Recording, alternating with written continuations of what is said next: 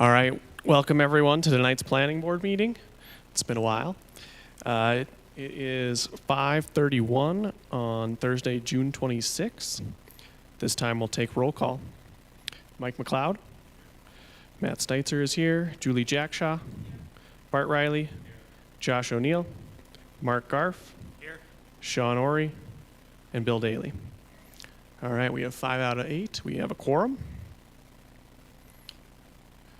All right, we have no public hearing tonight, but I will ask if there are any members of the public that would like to make a comment on tonight's agenda. Please step forward. All right, thank you. We have no old business on schedule, and we'll move to new business. Ms. Crane, would you like to start us off on the introduction of the presentation of the draft Butte-Silver zoning ordinance? Thank you, Chairman Steitzer, members of the board, and guests.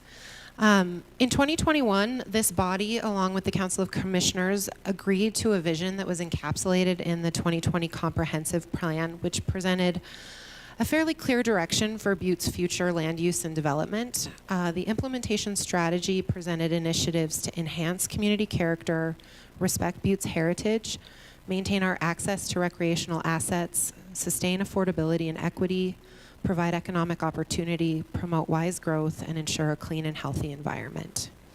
In my short tenure as planning director, I have relished building upon the foundations laid by my predecessors, and our staff is excited to present the working draft of the Butte-Silver zoning ordinance.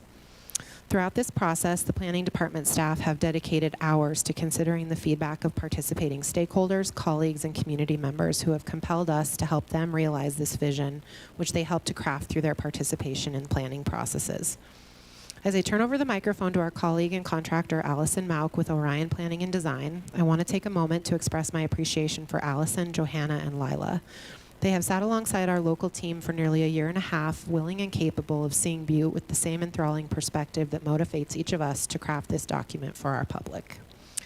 I am proud of this working draft, and I am proud for many reasons, but I am excited because our staff believes this document reflects opportunities to retain the character of our beloved Butte while expanding opportunities for economic growth, redevelopment, housing attainability, preservation of our historic and cultural resources, access to recreation in urban and wilderness settings, and health and well-being.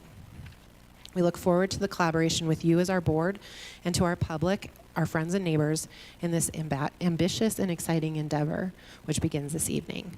And I'll turn the microphone over to Allison Mauk with Orion Planning and Design to lead us in a presentation, which will discuss and go over the process that we have entered into initiating with the comprehensive plan, the audit of the current zoning ordinance, and the work that we have done to get to this point. Thank you.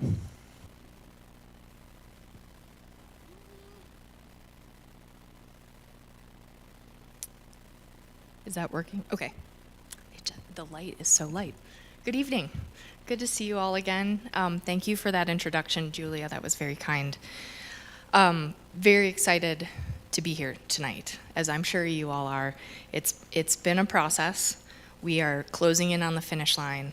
And as Julia said, I'm going to walk you through the draft document that is before you. I'm going to spend a little bit of extra time going through each slide so that you all, as well as the public that's here tonight, fully appreciate what each of the chapters in the document in whole entails, what the major changes are, so that as you begin your review and the public begins their review, you have a solid understanding and grounding in what is different, what looks different about this new zoning code.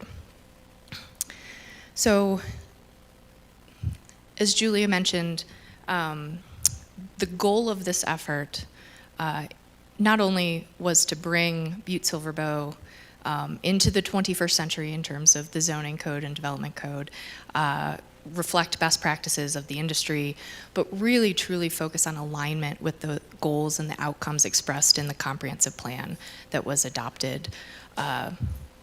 It was 2020, wasn't it? 2019, 2020, 21, yes. It was COVID. It all blends together. So it's been a road that we've all been on together. We began the audit process in August of 2022. And that evaluation kicked off with engagement with multiple stakeholder groups, with the board, to understand better how the code was working, how it wasn't working, to begin our analysis of the code based on our experience nationwide. We provided some feedback initially in January of 2023, and the full audit report rolled out in July of that year, at which point we started the update. And that feels like quite some time ago. But as Julia pointed out, both our team and hers went through a bit of a transition between July and December of that year. So the drafting process has really been focused these last 18 months, and we've had a lot of great interaction. We've spent a lot of time to make sure that we get it right, and are happy to bring you the working draft before you today for your review and feedback, and the public review and feedback. So the new working document, the new zoning code, is comprised of 15 chapters. I'm going to go through each of them at a relatively high level, but I want to point out from the existing code what has changed. So not to belabor the list here, but we'll start with chapter 1. In the existing code, this chapter primarily focused on kind of the nuts and bolts, interpretation, the title, the purpose, conflict resolution. There was some general language establishing what the code was intended to be used for, and guiding public health, safety, comfort, convenience, and general welfare, and it addressed what to do in the instance of conflicts with other codes and ordinances. So one of the audit recommendations that came through that process was that we really needed to make sure this code ties back to statutory requirements, and particularly now in light of the recent changes to state statute and the importance placed on zoning code in alignment with the comprehensive plan adopted by the county, it becomes ever more important. So in the new chapter 1, you'll see that there are still language that reflects and retains the core purpose, which is this code promotes safety, public welfare, convenience within Butte-Silver. It specifically links back to the statutory requirements established by law. It's going to emphasize the implementation, that this is a tool to implement the comprehensive plan goals. It's also going to introduce more detailed rules for how staff and this body, as well as the county commission, interpret the regulations within the zoning ordinance where there are potential conflicts. Chapter 2 speaks more specifically to the applicability of the code and conformity with other regulations. So within the existing code today, those concepts were sort of scattered throughout a variety of sections and chapters. And there wasn't really a specific chapter that was focused on applicability and conformity, which was resulting or could result in the potential for inconsistent interpretation. So what we did was pull out the existing content from the code and expand upon it within this chapter, so that the chapter explicitly outlines the jurisdiction of this ordinance, where it will apply within the county. It's going to define compliance requirements for land use and structures that go through the development review process as part of this code. It further emphasizes uniformity within the zoning districts adopted by this code, and what happens in conformity with other laws that apply to the development review process. It's going to clarify that there's more restrictive provisions, and which provisions are more restrictive in the case of any conflicts. And then most importantly, we think, is that it adds language that addresses the very likelihood that there are going to be developments and processes or reviews in process when these regulations are adopted. So there are transitional provisions so that an applicant that's midstream or starting under the old zoning code understands where the entitlement process and when the new code applies to their situation, and it allows staff to interpret that more effectively. So those are the boring chapters. Now we get into the good stuff.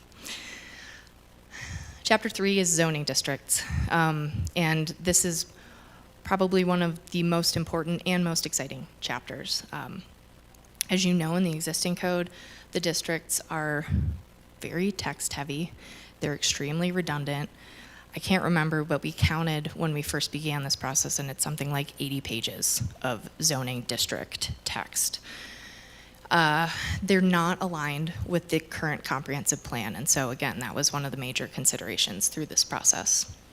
And they don't really reflect the county's stated intent to protect, preserve, enhance the historic development patterns as well as existing characteristics of development within Butte-Silver County.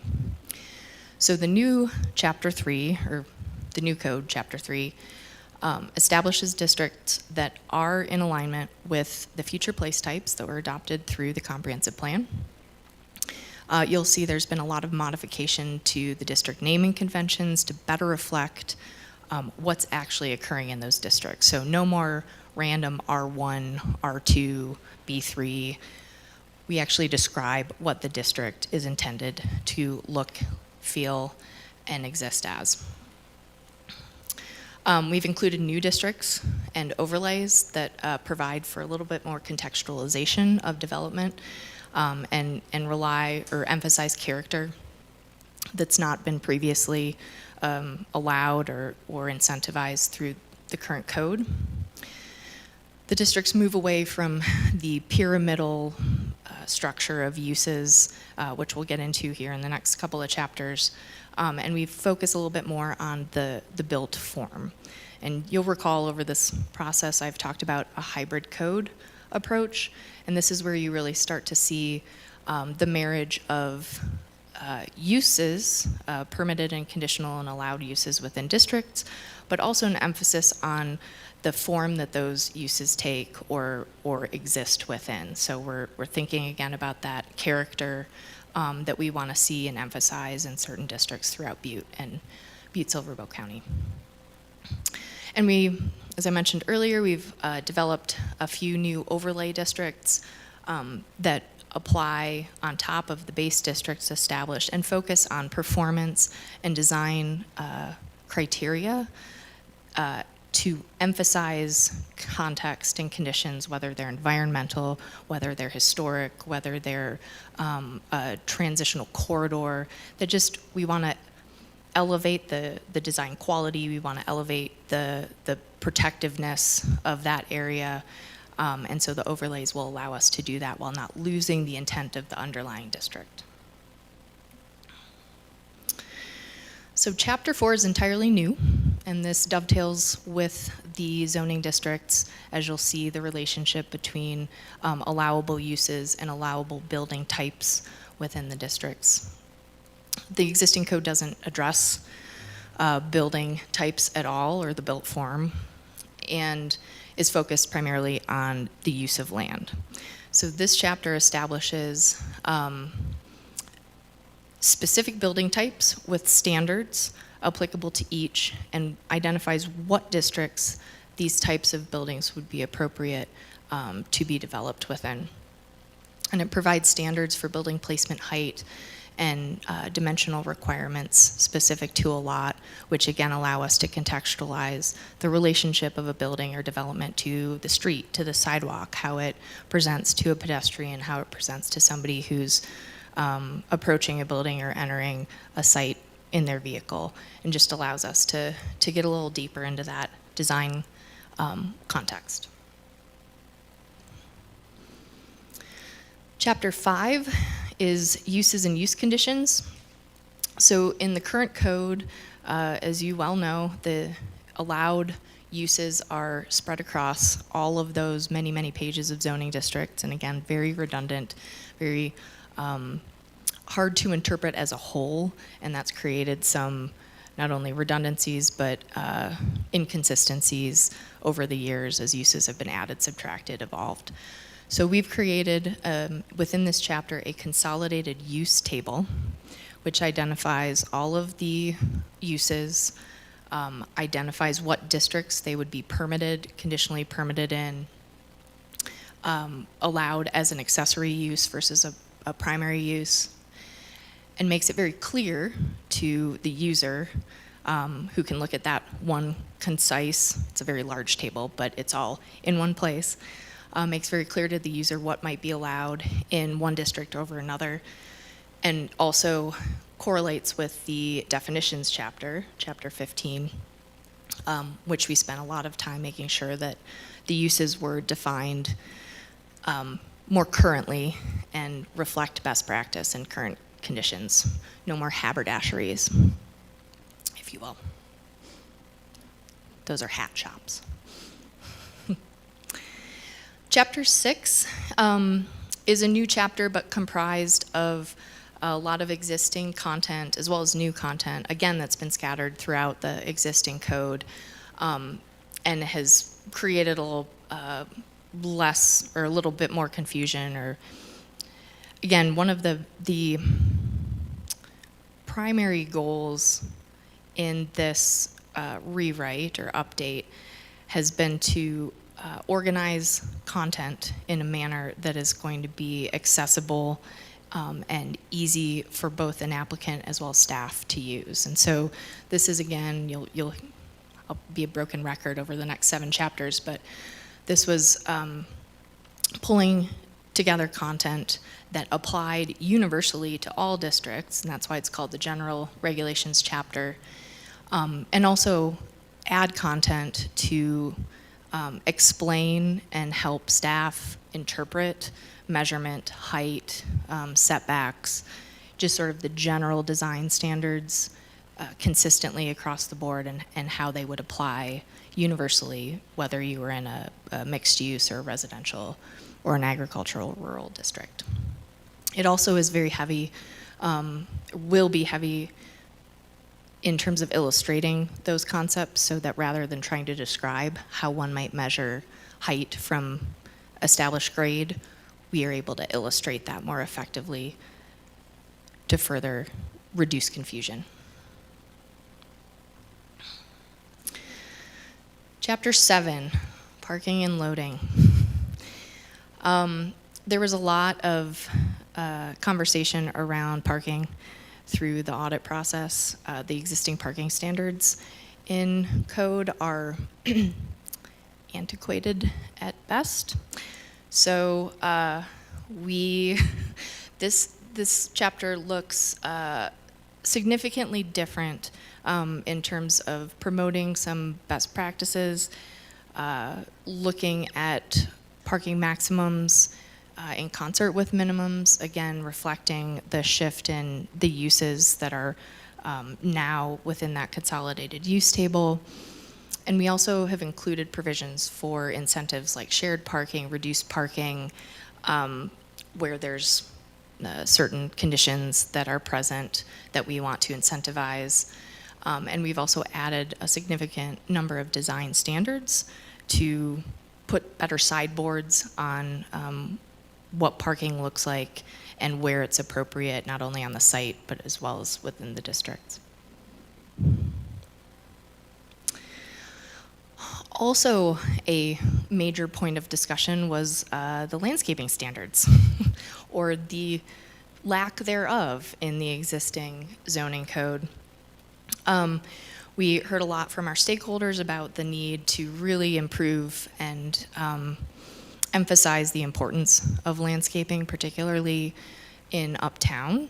And that was also a recommendation that came through loud and clear through the Uptown Master Plan, as did a lot of the parking related suggestions. So as much as these 2 chapters are an implementation of recommendations coming from the comprehensive plan, I should also note that there was a significant amount of guidance that came from the Uptown Butte Master Plan as well.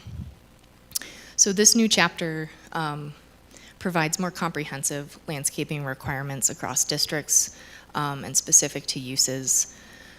It also focuses on, enhancing the public space, promoting low-impact development practices, looking at where the potential landscaping can serve in multiple capacities, not only aesthetically, but also from an environmentally sustainable perspective, reducing heat island effect, addressing stormwater.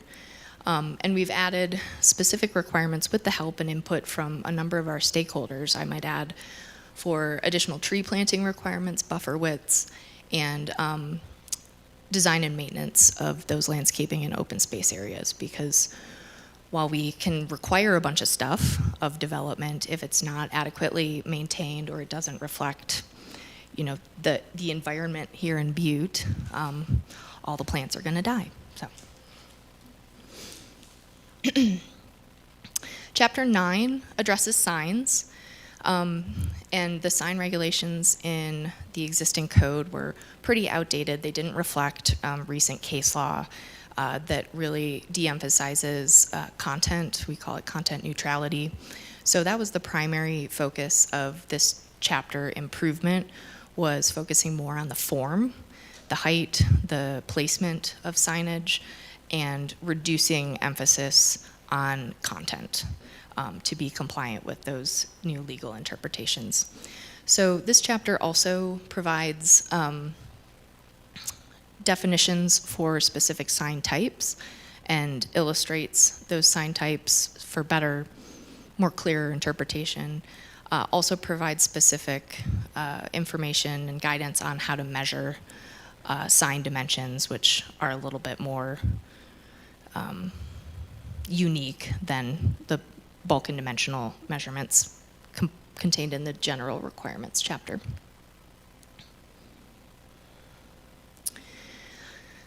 Chapter 10 dovetails really nicely with the landscaping buffers and open space chapter, in that this focuses on environmental design and hazard mitigation, which we also know is an important context and present in Butte-Silver Bow County, and we wanted to make sure that we were emphasizing appropriately the unique environment and making sure that the regulations supported redevelopment or supported protections where appropriate for certain conditions, as well as acknowledging certain hazards that do exist within this area.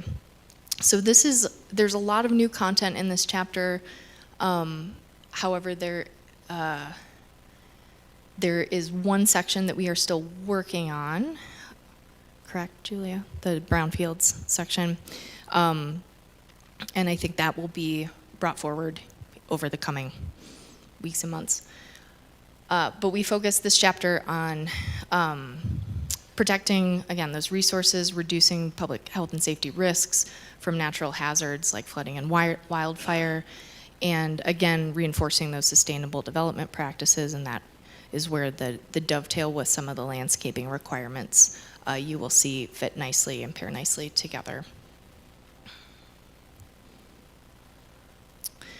Chapter 11, like Chapter 4, is a completely new chapter with some new concepts. So in Chapter 11, we introduce development types. And I'll explain development types as simply, when we think about use on a property, we're thinking about the activity that is occurring on the property. When we talk about building types, we're speaking to the structure, the built envelope that those activities may occur in. When we think about development types, you'll note that there are going to be some activities or uses that have multiple structures, multiple buildings on site, like an apartment complex, like a cluster development, where we're thinking more about the configuration of development and less about a specific building or a specific use. So we wanted to create that mechanism for the county to be able to consider more unique development proposals and allow more flexibility in coming to the table with concepts like cluster development, like traditional neighborhood, or allowing for mixed-use development within one site and across multiple buildings to happen without having to go through multiple review processes or overcomplicating a proposal that would net the type of development result the county has expressed they'd like to see. Again, tying back to that comprehensive plan. So this is a new chapter, this is new content. I would suggest when you're reviewing that you look at the districts, the building types, and the development types kind of all as one cohesive package, and you'll see that there's a relationship between the allowable building types and the allowable development types identified by district. So that's how we tie that all together.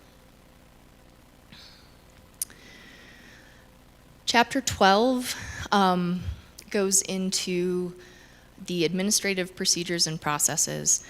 Here again, a lot of the process related to zoning applications and permit review were scattered throughout the existing regulations. And so we've brought all of that content into one place so that an applicant can understand when they walk through the door, they open up this document, and they are looking for, a particular application and the process that would entail. They have all of the information needed in one place. We've organized it based on the roles and responsibilities of the reviewer for a particular process and who is the ultimate decision-making authority. So whether it's an administrative review, whether it is a legislative decision or a quasi-judicial decision, the applicant can understand the requirements, the time frame, who's going to be the final decision maker, the appeals process. And we feel like it's a really good approach to streamlining some not redundant process, but redundancies in how those processes were reflected in the existing code. Chapter 13 builds upon the existing nonconformity language in the current zoning code, which you had some, but it didn't necessarily address all potential nonconformities.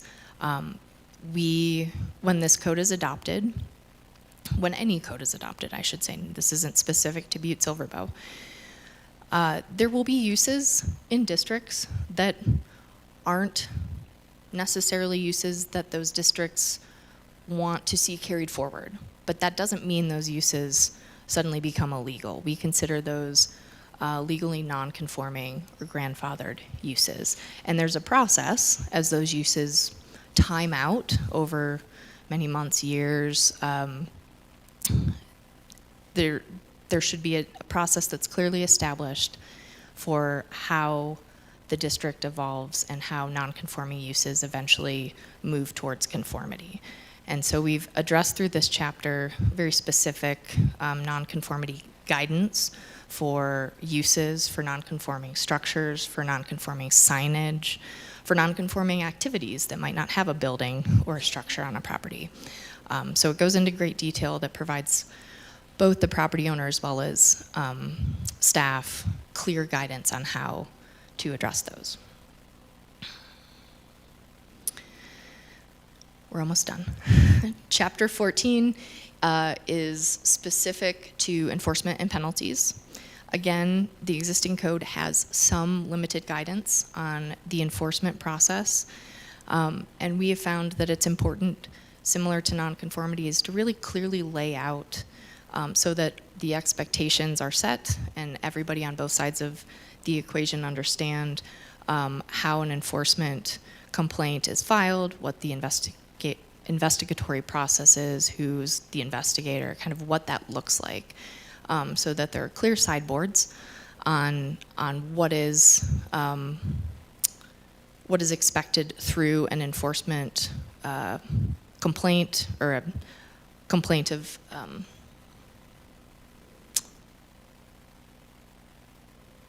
violation. Sorry. It's been a long day.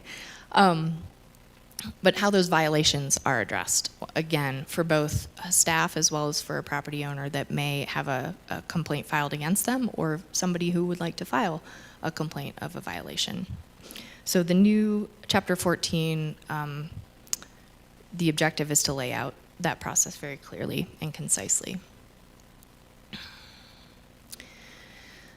And finally, chapter 15 is the definitions chapter. And you all know that the definitions currently live at the very front of Butte-Silver Bow's zoning code. So you have to wade through, 20, 30, 40 pages of outdated definitions before you actually get to the code. Our experience and best practice is to move these to the end when this code is adopted and when the document is fully formatted. Having the definitions at the end won't reduce the accessibility of those definitions. Not that having them at the front made them any more useful or accessible. But again, that consolidated use table that I showed you earlier, those terms will be hyperlinked to the appropriate definition so that when you open the document, you will be able to pull up what the definition of a not haberdashery is, and it will link to this chapter. As I mentioned before, we spent a great deal of time looking not only at use definitions, but also other terms that either weren't currently defined in the code or that needed a bit of a refresh in terms of the definition, and also made sure to align those with some of the definitions in state statute as well. So that is a very brief walkthrough of all 15 chapters. The process over the next 3 months, right, July, August, September, October, yeah, 3 months.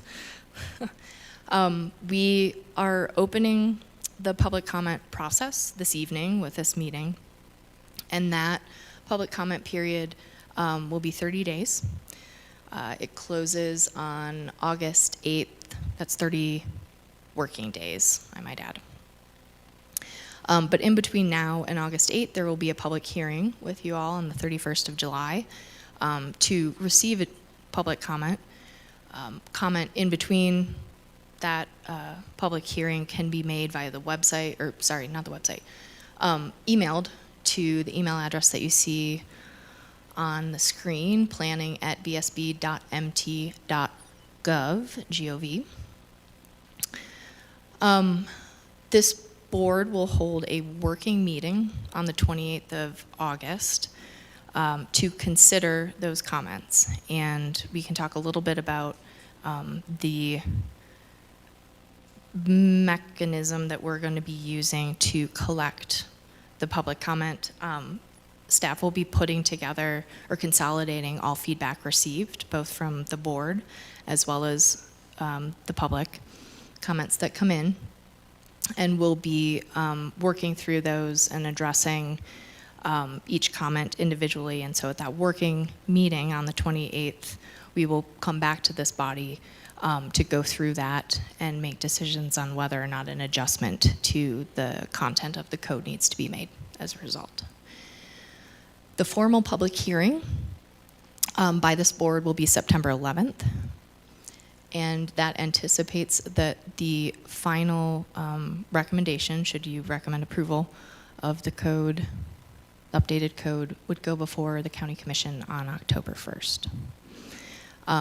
I'll place a small caveat on these dates that depending on what we hear from the public, there may be additional time needed to consider all comments. And so I would just place a small asterisk beside that working meeting on the 28th. We want to make sure comment is adequately considered because this is a pretty important document. So that concludes my presentation to you all. I'm happy to take comments. My colleague, Lila Osborne, is joining us by phone, and she is also able to help me answer anything that doesn't automatically pop into my head. But yeah.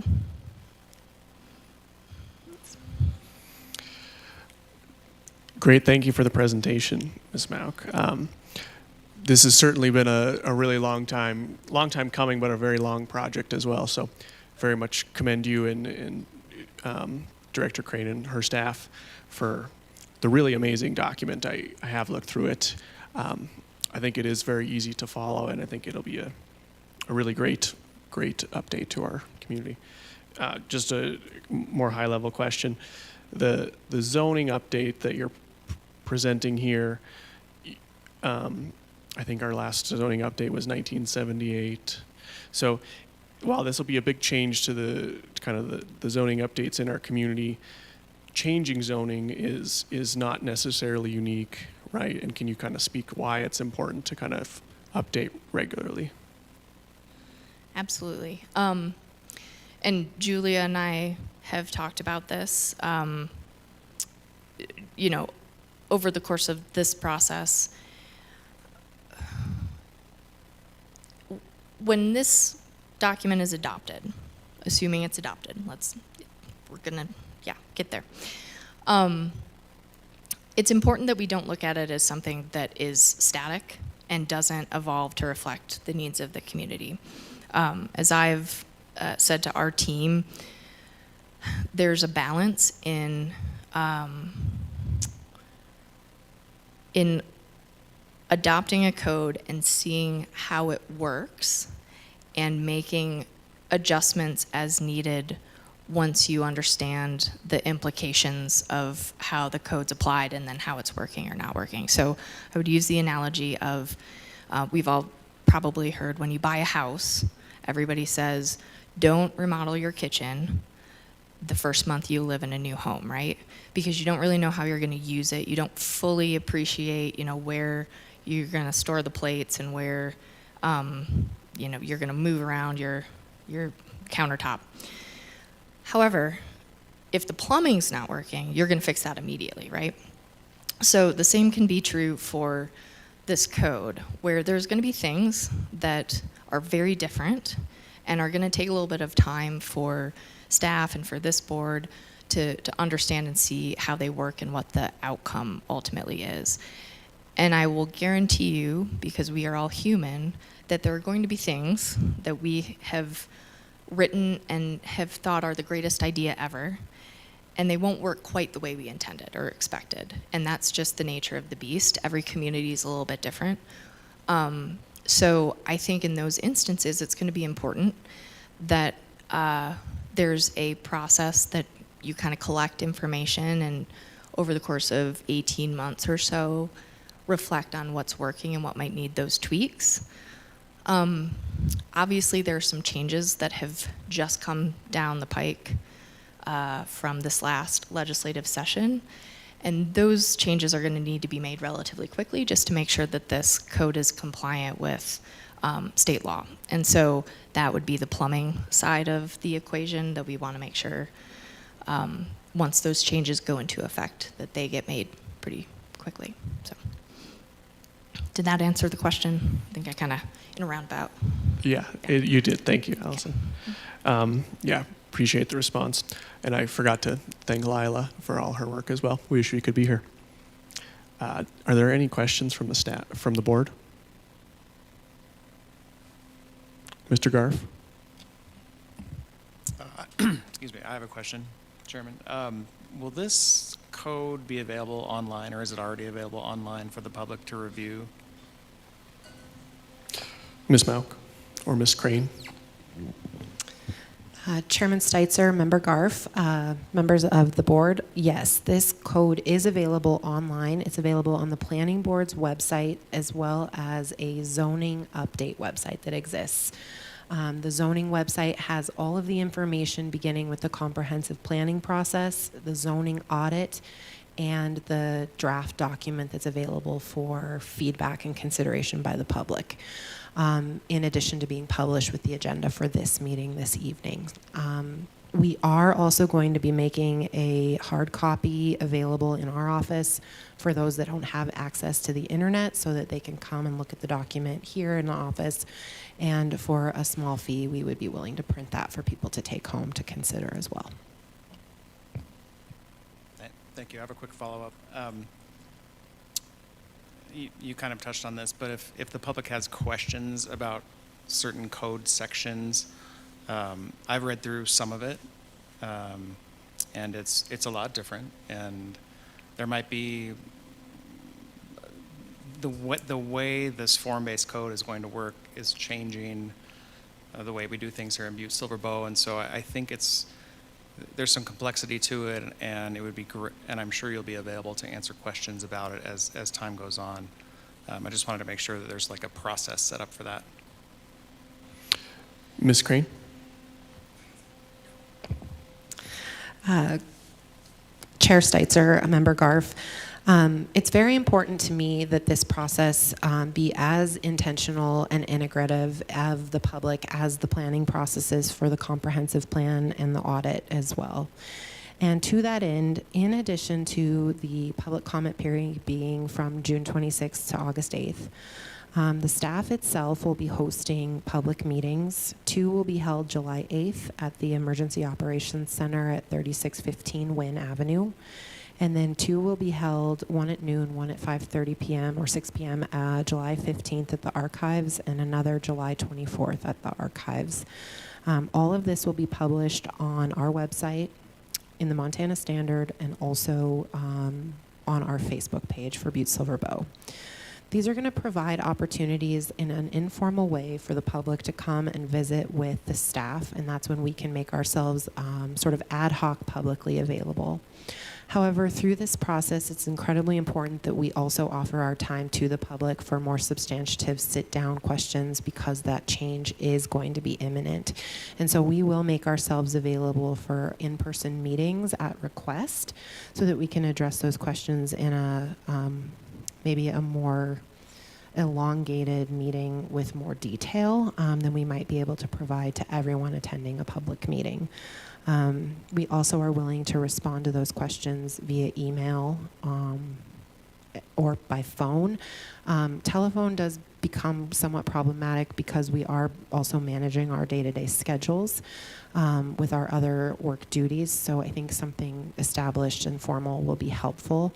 We are also required under statute to keep fairly detailed notes about the conversations and the questions that we are having, and so as Allison mentioned in her response to Matt's question, or to Mr. Steitzer's question, we are going to be setting up a Excel rubric that will document every person's name and address and their comment, and then we will have to individually respond to those.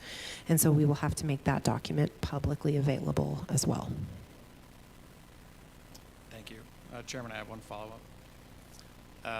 So it's my understanding that once this new zoning code is adopted, we'll have the new zoning districts laid out in writing, but we won't yet have a zoning map. Is there a process, is there some sort of process to update that map or a timeline for that? Because I think that'll be incredibly important, because in the transition period, and I know you have something set up for that, but I think we'll need to see that map as soon as possible. Director Crane? Chair Steitzer, Member Garf, yes, the Butte-Silver Bow GIS team is in the process of utilizing the existing zoning map and the existing comprehensive plan place type map and doing a cross-reference of those districts to understand which districts will likely remain generally similar in their existing characteristics or those that may see change. We are required under statute to document the areas where the changes will be made, and we will be doing our best to get that attributed and out to the board as a companion, and to the public as a companion to this code. It's a heavy lift, but we will be working on that concurrently. Thank you, Ms. Crane.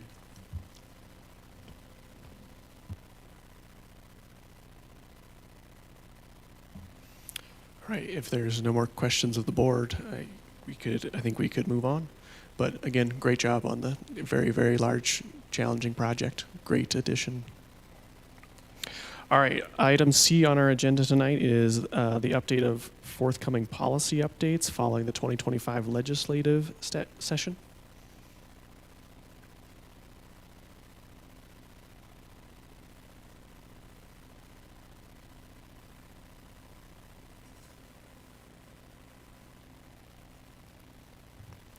Thank you, Chairman Steitzer, members of the board. As you know, the 2025 legislative session just recently concluded, and I felt it important tonight to bring to you all sort of a review and an outline of the purpose and procedure behind updating to the internal ordinances and statutes that we adhere to in the planning department. So the Butte-Silver Boat planning staff and the county's attorney's staff will be initiating a review of existing ordinances for compliance and conformity with recent legislative updates. And those recommendations on a rolling basis will be brought to this board for their consideration prior to bringing them forward to the legislative body for adoption. I want to thank Montana Association of Counties, Karen Alley, for preparing a list that she provided to the counties in the state. And I'll be summarizing some those that we will be looking at over the course of the next coming months. We'll start first with 3 bills pertaining to exemptions. House Bill 520, which will be effective in October of this year, will change the process for potential lenders to foreclose on properties that may have been transferred. We'll be looking at that along with House Bill 714, which was effective in May of this year as it relates to language changes within family conveyances. And then Senate Bill 275, which is effective in October of this year, related to the revocation of agricultural covenants when land is annexed into municipalities. Related to the Montana Subdivision and Platting Act, House Bill 233 is effective in April 2025 this year. This has to do with a provision that allows the transfer of title for open spaces to homeowners associations rather to local governments, as has been customary in parkland dedication in the past. House Bill 681, which is effective in January of next year, pertains to the process for DNRC, so Department of Natural Resource and Conservation's issuance of notice of intent to appropriate water for subdivisions and analyzing those appropriations up front in the subdivision process. Senate Bill 533, which is effective May of this year, allows local governments to require residential development to pay for costs of extending or enhancing capital facilities, provide payback from subsequent development, and minor changes to parkland dedication requirements. Senate Bill 174 is effective in October of this year, reviewing mobile homes and RV parks as buildings for lease or rent as opposed to subdivisions. So it's some procedural and process changes to how we review those proposals when they come into the office. With regard to the Montana Sanitation in Subdivision Act, House Bill 180, effective in October of this year, exempts sanitation review for certain mixing zones. We collaborate with the Butte-Silver Bow Health Department on review in this area. House Bill 534 is effective in October of this year, allowing county water and sewer districts to connect systems beyond capacity in certain circumstances. Senate Bill 629 requires subdivision connection to county or municipal water systems in certain circumstances. Senate Bill 262 exempts DEQ from review or water or sewer systems for subdivision from MEPA requirements. So that's the Montana Environmental Protection Act. And then House Bill 736, which was effective in May of this year, provides nutrient pollutant offsets in sanitation. As Allison mentioned in her presentation, there are several changes that have been made in regard to zoning. So House Bill 492 reduces the parking requirements in municipal zoning. They have really reduced the number of required or allowed parking spaces that we can require when permitting a commercial development. House Bill 614 allows for certain termination of Part 1 and Part 2 zoning in certain circumstances. House Bill 713 sets requirements for establishing, modifying, or repealing municipal zoning. That is effective October 1st, which aligns with when we target bringing the zoning ordinance before the Council of Commissioners. So we will still be beholden to current statute through the planning board process. House Bill 939 deals with wind turbines. Sorry about the spelling error there. Senate Bill 175 streamlines public hearing processes when revising Part 2 zoning. Senate Bill, we have a lot of work ahead of us. Senate Bill 214 clarifies what nonconforming use is across all zoning districts. Senate Bill 243 allows for greater heights by right in commercial and industrial zones and addresses their parking requirements. That only applies to Part 3 zoning, which is municipal zoning, which we operate under. Senate Bill 253 requires manufactured housing or factory-built homes to be treated the same as any other residential unit or dwelling in a zoning district. And then 532 is updates to the accessory dwelling unit provisions in Part 2 zoning and termination date. And then a couple of miscellaneous. House Bill 208, which allows municipalities to prohibit sleeping or camping on municipal property. House Bill 394 revises public notice requirements and clarity if a county board is acting and following the county's notice provisions. Senate Bill 168 pertains to lakeshore protections, which are limited in Silver Bow County. However, important to know that they are effective in May of this year. House Bill 427 requires local government building codes departments to utilize citations from the code itself when issuing stop work orders. And then Senate Bill 213 allows certain buildings to have single stairwells for all units, so long as the building is 6 stories or less with no more than 4 units per floor. Current building code requires 2 exit stairways. And that is the very brief list. Thank you for that. Any questions from the board about the legislative update? Appreciate you being on top of all of that. A lot to keep up with. All right. At this time, I think we can move on. I don't believe we have anything left on our agenda tonight. The special committee reports, there's nothing. Yeah, so I think we can adjourn. Entertain a motion to adjourn. Thanks, Mr. Riley. All right, all those in favor say aye. Aye.